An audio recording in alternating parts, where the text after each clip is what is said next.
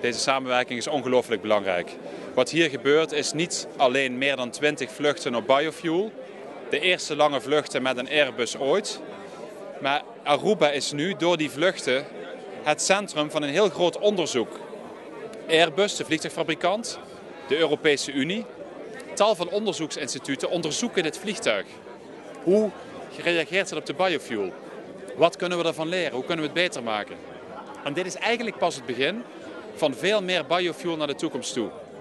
We staan op het punt om een nieuwe biofuel te ontwikkelen, samen met heel veel partners die op hele grote schaal te produceren is. Als dat gebeurt, zullen wij in elk toestel gedeeltelijk op biofuel vliegen. En ik vind het gewoon fantastisch, ik ben er trots op echt dat Aruba zo'n voorlooppositie kiest. Innovatief, met durf. Wij zijn er als KLM trots op om dit samen met Aruba te mogen doen. De ontwikkeling van sustainable innovatie is heel goed voor de economie, want iedereen weet dat wij groener moeten worden. Nou, als je in vergroening voorop loopt, zoals Aruba doet en ook Nederland doet, dan krijg je een beter soort toerisme. Want veel mensen vinden dat heel belangrijk. Die komen naar een eiland waar mensen trots zijn op een eiland, zorgen dat de natuur er mooier op wordt en niet kapot gaat. Dus daarom is het voor het toerisme heel goed.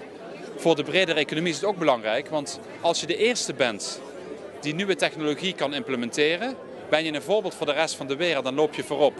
Dat doen wij met de biofuel, samen met Aruba hier en met Bonaire. En dat doet Aruba helemaal met dit soort nieuwe technieken. Ik heb net die Happy Flow mogen proberen. Het is ongelooflijk hoe klantvriendelijk het is.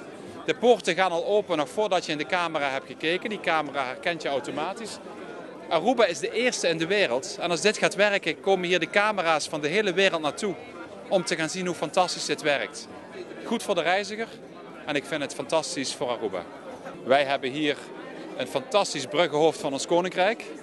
Aruba ligt heel strategisch naar Latijns-Amerika toe.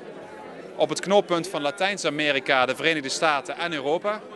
En het is voor Aruba heel belangrijk, maar ook voor KLM en Nederland heel belangrijk, dat dit de doorvoerhaven wordt van heel veel reizigers en goederen tussen Zuid-Amerika en Europa. Wij hebben nu met die Airbus voor het eerst sinds lang een winstgevende operatie op Aruba. Is ook lang anders geweest. Dat komt door het vliegtuig, maar het komt zeker ook door het betere toerisme op Aruba. Het trekt aan. Steeds meer goede Nederlandse toeristen willen naar Aruba.